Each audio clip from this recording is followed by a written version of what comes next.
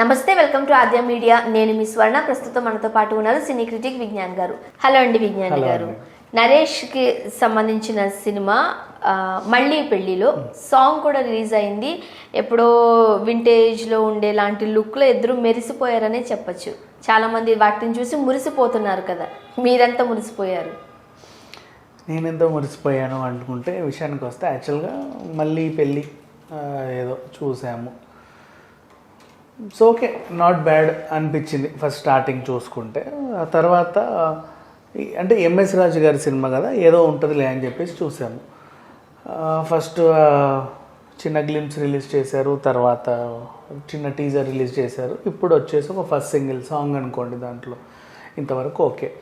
MS రాజు ఏంటంటే ఇంతకుముందు మంచి మంచి సినిమాలు తీసిన ఆయన, కాకపోతే మ్యూజికల్గా కూడా మంచి టచ్ ఉంది ఆయనకి. వానాకి మ్యూజిక్ తెలుసు మనం. సో అట్లాంటి ఆయన మంచి అభిరుచి గల నిర్మాత, అభిరుచి గల స్క్రీన్ ప్లే అతను, మంచి రైటరు, మంచి డైరెక్టరు. ఆయన తీస్తున్నాడు అంటే ఒక టైప్ ఆఫ్ అంచనాలు ఉన్నాయి. పైగా చాలా గ్యాప్ తర్వాత వచ్చినట్టున్నారు కదా. చాలా గ్యాప్. మొన్న సుమంత్ అశ్విన్ వాళ్ళ అబ్బాయితో సినిమా తీసాడులే, అంతకుముందు ఇంకో బోల్డ్ సినిమా తీశాడు, ఇప్పుడు ఇదొకటి. అంటే అప్పుడు యంగ్ అడల్ట్ సినిమా, అంటే ఈ మధ్య అడల్ట్ మీద పడ్డాడు. అడల్ట్ అది ఎందుకు ఫస్ట్ ఆ విషయం గురించి చెప్పండి. ఎంఎస్ రాజు గారు అంటే ఒక మంచి romantic love stories, romantic music ఇచ్చే ఎంఎస్ రాజు గారు ఎందుకు ఇట్లాగయ్యా? ఏమో మేబీ అంటే ఒక దాంట్లో సక్సెస్ కాలేని వాళ్ళు ఇంకో దాంట్లో అవుతారేమో ట్రై చేశాడు. సో ఫస్ట్ ఆ టైపు యంగ్ బోల్డ్ సినిమాలు తీయడం, బి గ్రేడ్ సినిమాలు తీయడం స్టార్ట్ చేశాడు. ఇప్పుడు పూర్తిగా మల్లు స్టాండర్డ్స్లో, అప్పట్లో మల్లు సినిమాలు ఉంటాయి కదా, ఒక ఏజ్డ్ అంకుల్ ఏజ్డ్ ఆంటీ కలిసి రొమాన్స్లు చేసుకుంటే బెడ్ మీద పడి డొర్లుతూ ఉంటే తీసే సినిమాలు ఉంటాయి. మధ్య మధ్యలో ఏవో సన్నివేశాలు వస్తాయి. అలాంటిదే ఇంకో సినిమా మళ్ళీ పెళ్ళి, సేమ్ అంతే.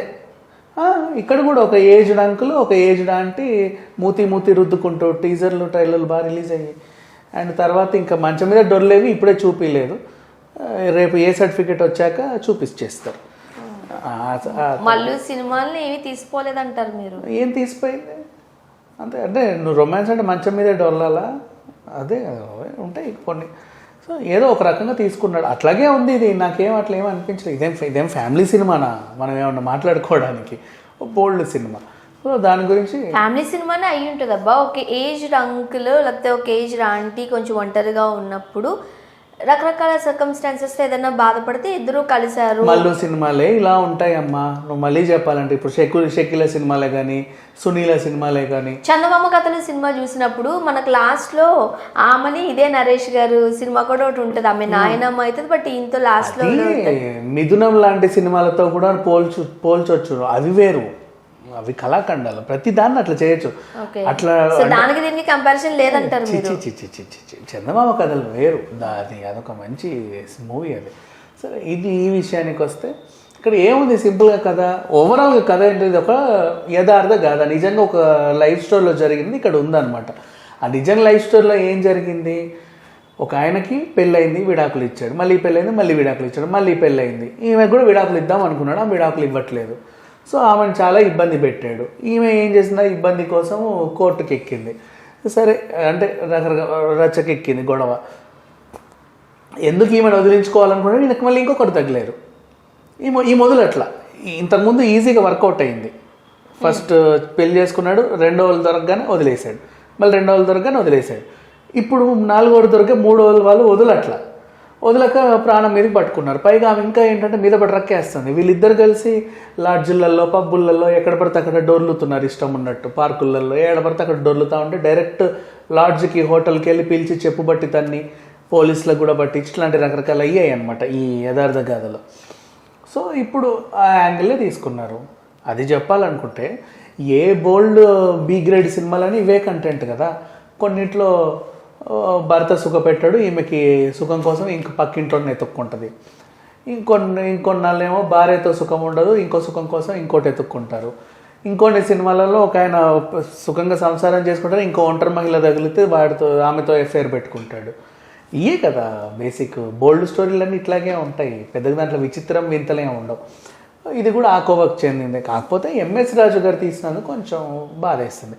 అయితే ఇప్పుడు దీంట్లో ఎట్లా చూసినా సరే పోన్లే, బోల్డ్ సినిమాలో పెద్ద నటనకు ఆస్కారం ఏముంది? అందుకే ఎవరు కూడా ఎక్కువ నటించరు. వాళ్ళకి మెయిన్గా ఇంటెన్షన్ ఏంటి? ఎదురు కనిపితే మూతి రుద్దుకోవడం, కళ్ళు చూసుకోవడం, ఇంకా మంచం దొరికిందంటే ఎటు పడితే డొరలడం, ఇంతే కదా. సో ఆ రకంగా వాళ్ళకి ఎక్కువ అందులో కూడా నటన వచ్చే ఆర్టిస్టులను తీసుకోరు. అట్లాగే ఇక్కడ కూడా వీళ్ళిద్దరిని అలాగే తీసుకున్నారు. వీళ్ళు కూడా పెద్దగా ఇందులో ఆయన నటించింది ఏం లేదు కదా. ఇప్పుడు ఆమె కూడా పెద్దగా యాక్ట్ చేసింది ఏం లేదు, ఆయన కూడా ఆయన మొహంలో కూడా పెద్ద మనకి ఏం కనబడట్లా. ఇకపోతే టైటిల్లో నవరసరాయ అని చెప్పి ఎవరి పేరో వేశారు. అది ఎవరా అని చూస్తే నరేష్. ఆ నరేష్ ఎవరు అంటే ఈయన. నవరసరాయ అని ఉంది కానీ దీంట్లో అసలు శవంలా కూడా నటించట్లా. చెప్పాలంటే శవరసరాయ అంటే సెట్ అవుతుందేమో, ఆ రకంగా ఉంది ఆ ఫేస్. సాంగ్ కోసం ఏం చెప్తారు మీరు? మంచి గెటప్ అక్కడికే వస్తున్నా.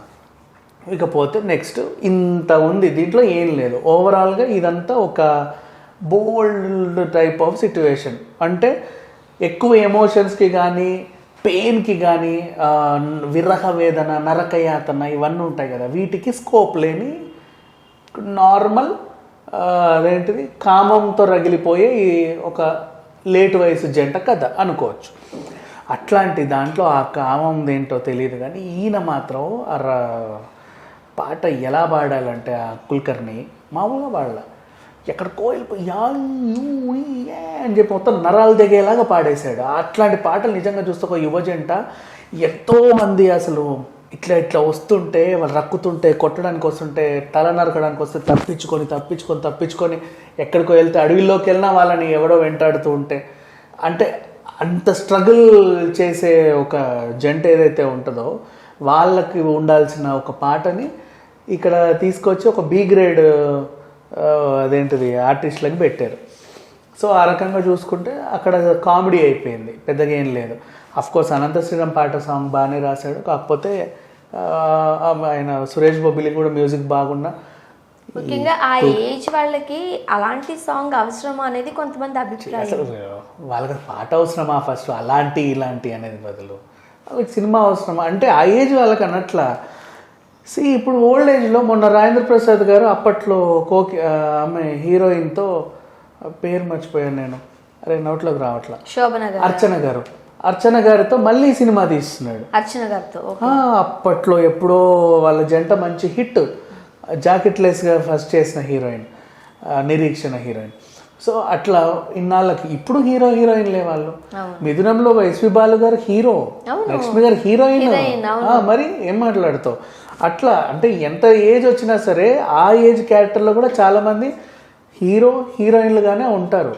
కాకపోతే ఒక బి గ్రేడ్ సినిమాలో మాత్రమే వయసుకు సంబంధం లేకుండా, యాక్టింగ్కి సంబంధం లేకుండా ఒక ఏజ్ కపుల్ని పెట్టి ఎట్లా పడితే అట్లా నాసిరకంగా తీసేస్తూ ఉంటారు. ఇది కూడా అదే కోవకు చెందింది. కాకపోతే దీంట్లో విచిత్రం ఏంటంటే ఒక బి గ్రేడ్ సినిమాని కూడా ఇట్లా కమర్షియలైజ్గా ఇట్లా కూడా తీయొచ్చు అని చెప్పి కొత్త ప్రయోగం చేశారు. మరి ఇది ఎంతవరకు ఉంటుందో చూడాలి. అంతమించి దీంట్లో ఏమీ లేదు. ఇకపోతే వీళ్ళు దీంట్లో రమ్య రఘుపతి గారు అని ఆవిడ స్టోరీని అండ్ ఒక ఛానల్కి ఇచ్చినటువంటి ఆమె ఇంటర్వ్యూకి వెళ్ళిన కంటెంట్ని దీంట్లో వాడుకున్నారు. ఆ ఛానల్ వాళ్ళు కానీ ఆమె కానీ కేసు వేసారంటే మాకు తెలియకుండా మా వ్యక్తిగతది వాడుకున్నారు, మాకు తెలియకుండా మా కంటెంట్ వీళ్ళు వాడుకుని కేసు వేసి సినిమా కూడా రిలీజ్ కూడా అవ్వదు. చూద్దాం ఏం జరగబోతుంది. Thank you so much.